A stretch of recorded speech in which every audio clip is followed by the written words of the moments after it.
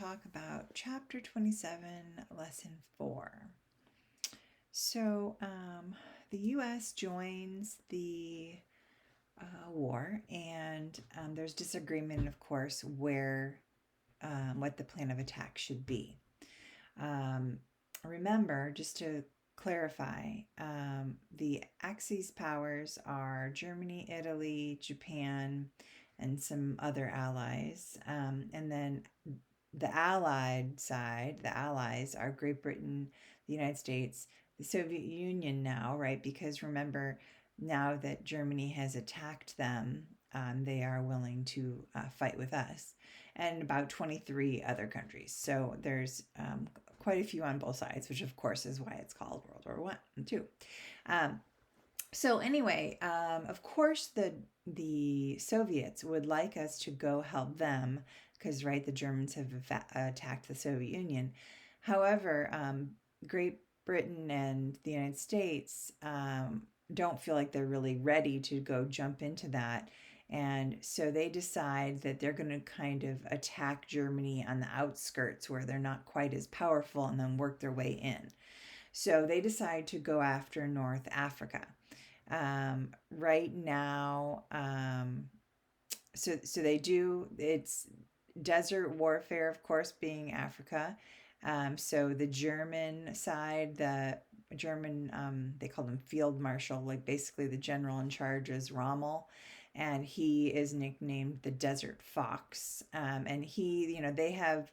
they've been doing really well, and the British have been trying to hold them off in Egypt, and it would really help to have this new infusion of U.S. troops, right, and give them a little experience.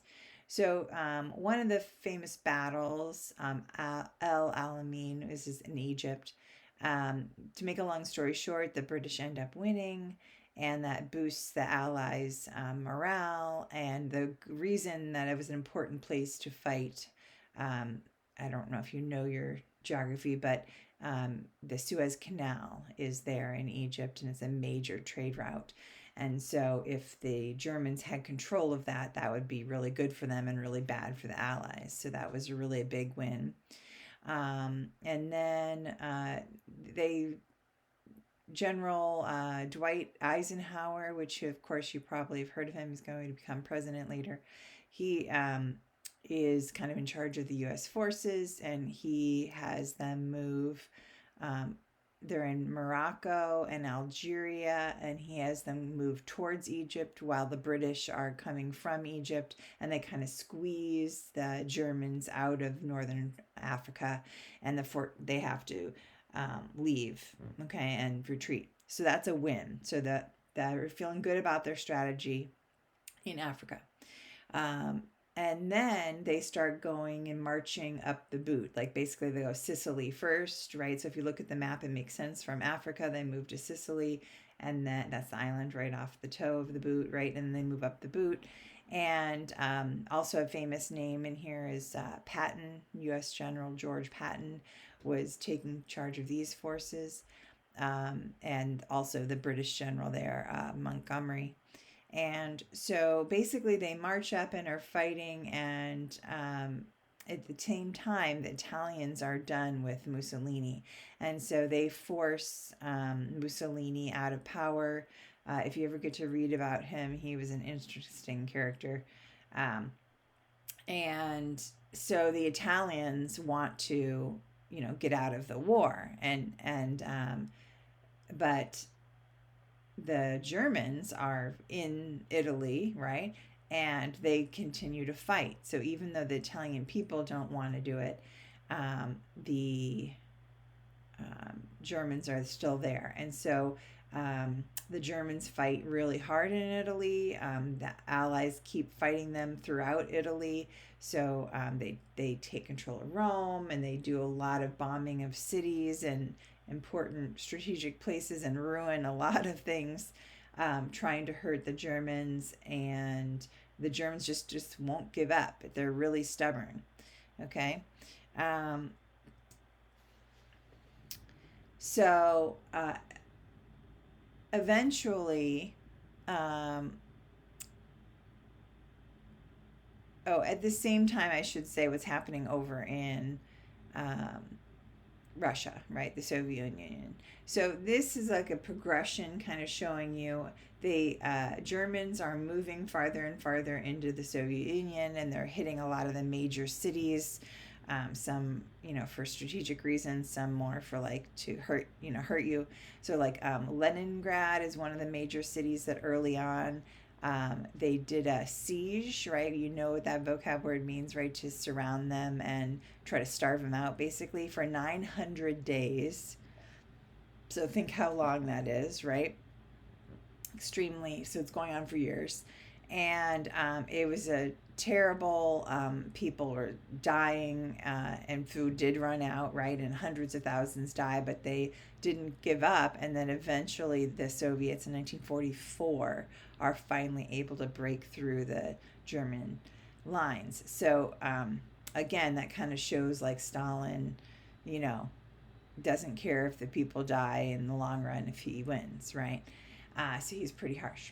Okay, and then Moscow, 1941, it was the capital, and so they went after that. The Germans actually didn't do very well in that.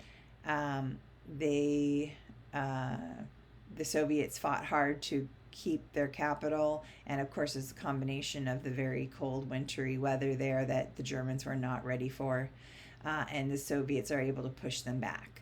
And then Stalingrad was another major city in 1942 that they went after, and they did have a lot of it.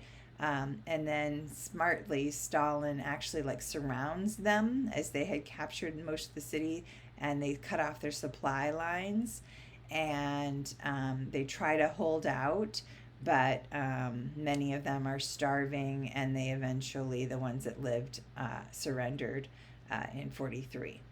Okay, so things are really rough in Russia, in the Soviet Union as they're fighting. Okay, in the meantime, the Allies are trying to focus finally on freeing Europe.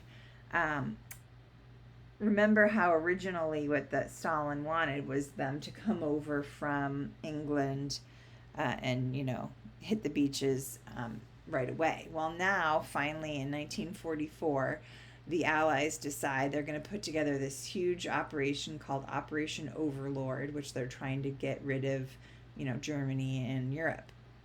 And so they have this huge attack that all in the same day. It's called D-Day. They have this coordinated attack with the different countries sending ships across with soldiers and equipment across the English Channel. And they're going to land on the beaches of Normandy, a region of France. And also at the same time, they have planes dropping in paratroopers behind the Nazis' lines. And you can see, if you look on the map, the Nazis have fortifications all along the beaches. So by doing this, you know that you are dropping your people in right, where they are ready to fight you. So you can see this picture is of this transport ship that the men that just gotten off the ship. So they open that door falls down, and then immediately they get shot at, right? Because if you can see in the distance, um, the Germans were ready to shoot, and also, so there's all these bombs going on, and you're getting shot at, and you have to try to get off, wade through the water, and get up on the beach and go find someone to fight. There's also landmines on the beach. Okay, especially one of the most famous. If you look up at the top, you can see the beaches are nicknamed: Utah, Omaha, Gold, Sword, and Juneau. And obviously, they kind of pick the names for the country, and especially Omaha Beach, one of ours, which is a really terrible fight one. So basically, long story short, a lot of people died. You basically know you're going in and you're just hoping you're one of the ones that survive. So the idea is to, have so many people come all at the same time that they overwhelm and are able to get through their lines, and it does work. It is very deadly, right? They gave you that statistic about 9,000 allies were killed or wounded the very first day, one day of fighting. But it does end up working, this technique. Okay. All right. And another, we'll just talk about a couple battles. One of the other famous battles is called the Battle of the Bulge. And I've been putting some years in here, not so much that you memorize them, but as much as you kind of see where we are in the war time, right? The Germans have been attacking Belgium, and they are pushing through some of our lines there, the Allies' lines there. And so they call it the Battle of the Bulge because it's like the line, instead of being a straight line of fortification, they've pushed through and made it, kind of like a bulge, right? And so that's why it's nicknamed that. Basically, long story short, the Allies are eventually able to push the Germans back out. Okay. At the same time, the Soviets are moving in from the east and pushing the Germans out of Russia and then back into Poland and then all the way back into Germany. So they're kind of going to squeeze them, right? And basically, long story, the Germans are just outside of Berlin. Sorry, not the Germans, the Russians, in 1945 in February. And basically, in the end, Hitler realizes that he's got nowhere to go, right? They're coming, they're both all coming. And so he commits suicide on April 30th. Okay. So the Germans, of course, give up. So that's called VE Day, Victory in Europe Day. Now remember, we haven't talked about the Japanese and that side of the war yet. We'll get there, but at least this European part was over. The unconditional surrender happened May 7th. So then the next day was like considered like Victory Celebration Day. So it's called VE Day.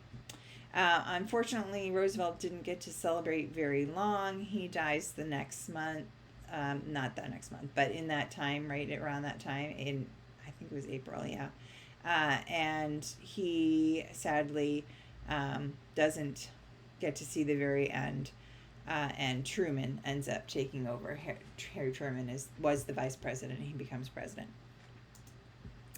Okay, and then the Holocaust. So all throughout this whole time period, these atrocities that have been happening, remember that the Nazis believed that the Germans were racially superior, and the way that they got power and what they said was their message was that they're going to make the German race be the best, and they blamed a lot of the problems on the Jews, and in fact they thought that they were like the inferior race and that they were like muddying the race line.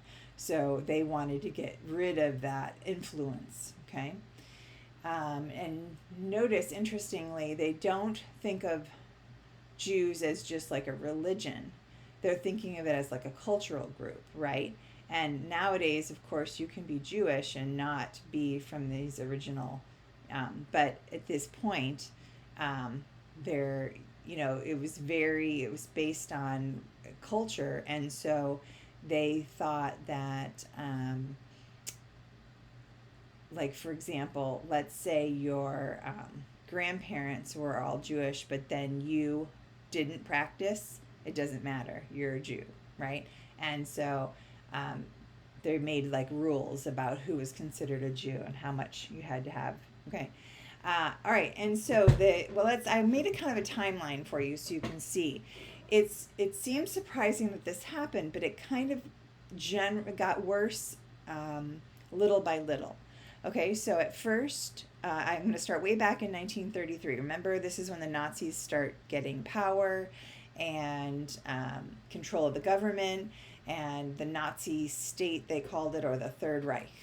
Okay, and right away, even in 1933, they started concentration camps for people that they thought were against them, like political opponents, or that they deemed as dangerous, whatever they thought that was. Homosexuals they thought were wrong, and Jehovah's Witnesses were some of the ones that were classified, and they had a big thing against them. Okay, so right away they start putting some of them in concentration camps. And remember, a concentration camp is like a big prison, okay? And they started passing some laws that right away should have given us a clue how like bad it was going to get. So like there's one, your book doesn't mention it, but the law for the prevention of offspring with hereditary diseases. That sounds like they're trying to do the right thing, but basically what they said was that they are going to um, make it forcefully so that some people cannot have children if they feel like they are, ruining society. Okay, so can you imagine like not being given a choice and being told that you're going to be sterilized? Okay. And then, like, we're going to go through. So, 1935, the Nuremberg race laws were put into effect, and these are things they're starting to do to Jews to take away their rights. Okay, so for instance, you're no longer a citizen, okay, a German citizen, and then they banned marriage to other Germans, right, Aryans. You Jews could still marry Jews, but they don't want you mixing, right, because they thought you were inferior. And then a couple years later, and this is going on as you know as time goes on. In 1938, there was a famous night called the Night of Broken Glass, or Kristallnacht, which is when they had these. Basically, they went out and burned British stores, broke all the glass and ruined their stores. They burned synagogues. They desecrated cemeteries. They went after Jews and they killed Jews on the street. And, it was definitely the Nazi Party approved of this. Okay. I looks like I messed up on my. I need to change this slide. It says can't go to school is under Kristallnacht, but that's not true. That's not part of Kristallnacht. That should be under like a separate line. Also around this time, they said, oh, Jewish kids can't go to school anymore. They said basically like a very small percentage can go because we're overcrowded, supposedly. And really they're just trying to prevent them from going to school. So kids couldn't go to school anymore.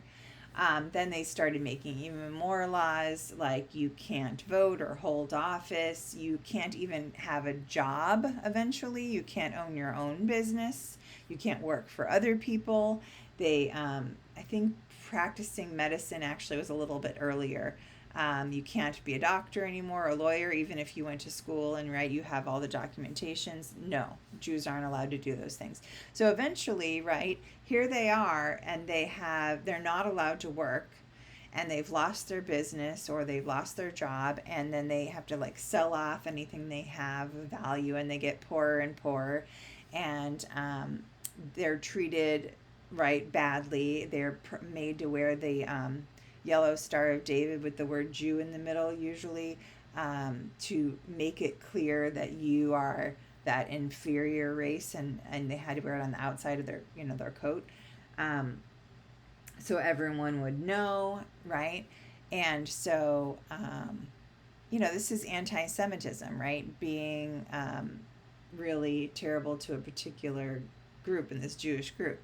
And then they started forcing them into ghettos, which are these small parts of the city, and they were like squished in there. And then eventually, I put a range of years because it depends on where we're talking, right? It wasn't just Germany. We're talking about all the places that Germany spread out to, right? So it's many different places. But in Poland and Czechoslovakia, right, all the places they took over, they would force the Jews into this ghetto area and really crowded, and they're very poor, right? And then in sometimes they would fence it in and not let them out. And so there's pictures of like, regular wealthy people walking by, and then you can see like the poor, Jewish people on the other side. starving, right? And they're basically kept into these small areas of the city and overcrowded.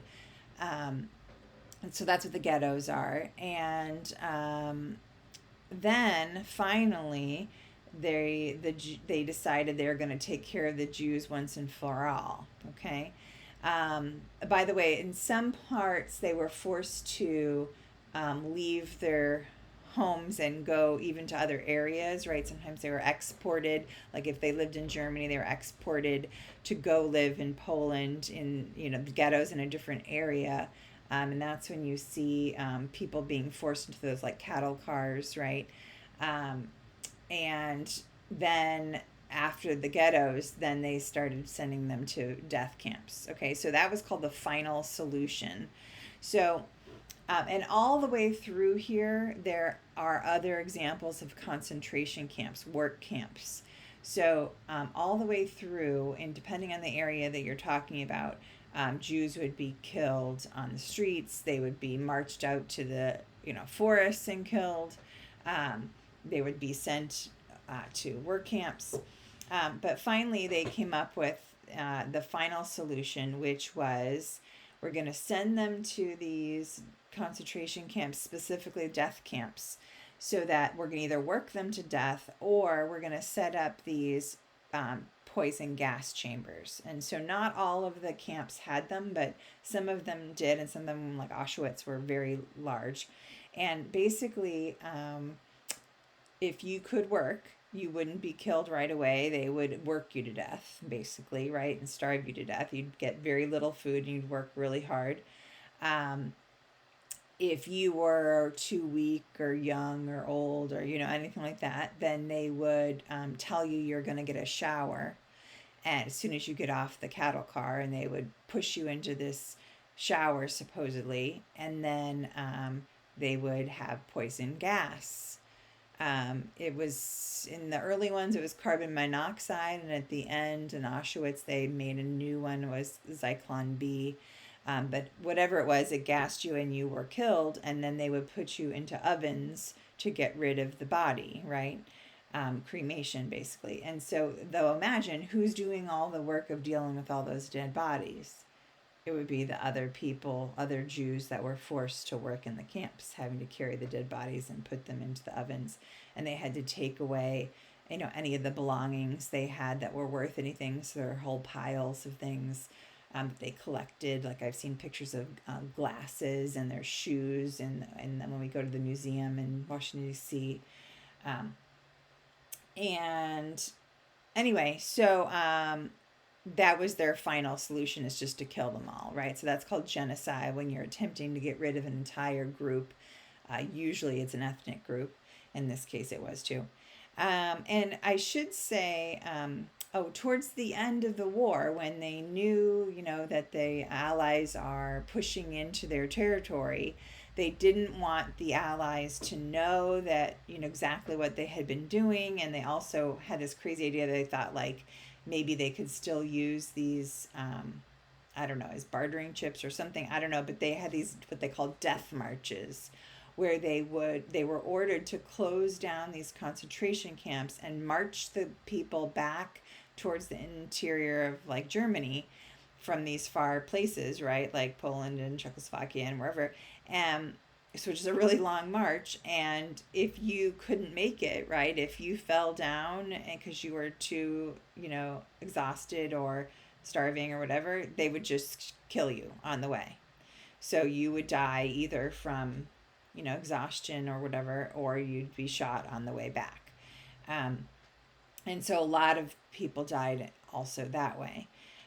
So in the end, about 6 million Jews were killed, and about, we don't know exactly, but millions of others. So remember, there are other groups that they also didn't like. So it wasn't just Jews, but it was definitely targeted. The majority were Jews. So the other groups are Slavs, Roma, which are sometimes called gypsies, communists, homosexuals, and the disabled. And they really thought that, disabled don't deserve to live, like they're, there's something wrong with them, and we don't want the line to be weakened. So they thought they should be killed. Also, I didn't say in there, but in some of these camps, they were experimented on. There's some really sick medical experiments that they would try if you can handle it. Um, there are some videos and interesting things in the Holocaust Museum, or of course you can go look it up yourself. Some of the crazy things that they tried to see what bodies could do. Sadly, um, the good thing about the Holocaust Museum is if it is something like that's upsetting like that, they have it kind of blocked off. So you have to, like, if it's, you have to go kind of peek in to see, then that's something that would be upsetting. So they're smart like that. So don't worry about that if you're squeamish and you don't want to see things like that. Sadly, I think the saddest part of all of this is that the Allies were getting reports that these things were happening.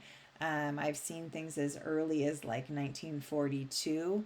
They were getting, knowing that these camps were happening and that mass killings of Jews were happening. And in fact, there were a lot of people who tried to save a lot of Jews, but a lot of the other countries, including us in the West, did not want all these refugees coming into their country, and we often turned away Jewish refugees. So it's really another sad time that, I wish we had done something sooner, since apparently our leadership knew, and, the other allied countries too knew that this was happening. Okay, we'll talk more next time.